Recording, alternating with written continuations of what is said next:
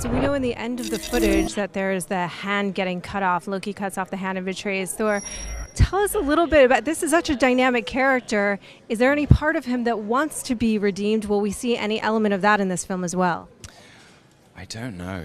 I don't know if he's self-aware enough to know about what he wants or what he needs.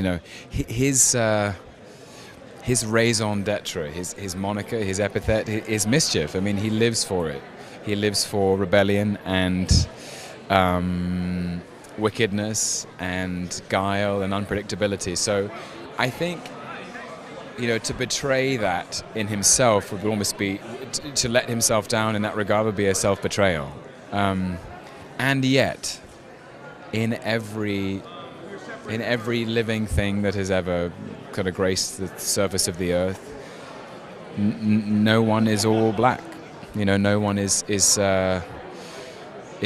purely evil. There is always something. There's always a glimmer. There's always a kind of flickering blue flame that could fan itself into something else. So I'm interested to see what you think. Anyway, How did that whole Hall H thing come about? Was it an easy yes to say, yeah, I'm going to show up and do that and see what the work? Well, I was, Kevin called me up about 2.5 weeks ago, Kevin Feige, and said, so I've had this idea, and I was like, okay.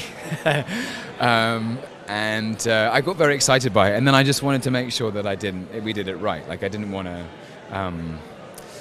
It was important to me to stay true to the character because I didn't want to sort of slip into sort of self-parody or something. I really wanted it to be an authentic.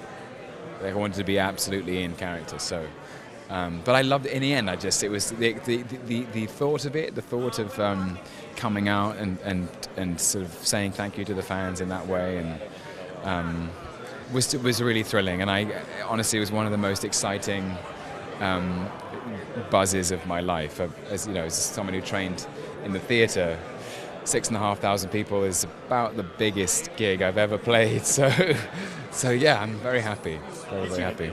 Did you feed off of that audience a lot more? Oh yeah. Honestly, when we shot the sequence in the Avengers in Stuttgart, where Loki gets the crowd of people to kneel, we had maybe between 30 and 50 extras, supporting artists, who were amazing that night. I mean, they gave me so much. And we just kept moving them because we shot it at 4 a.m. in the Central Square in Cleveland. So, but suddenly to have 7,000 people or 6,500 people, however many it is, honestly, I trained in the theatre. It's where I started. The rapport you get from performing live is unlike any other, and so it was an amazing electricity. It was really, really extraordinary.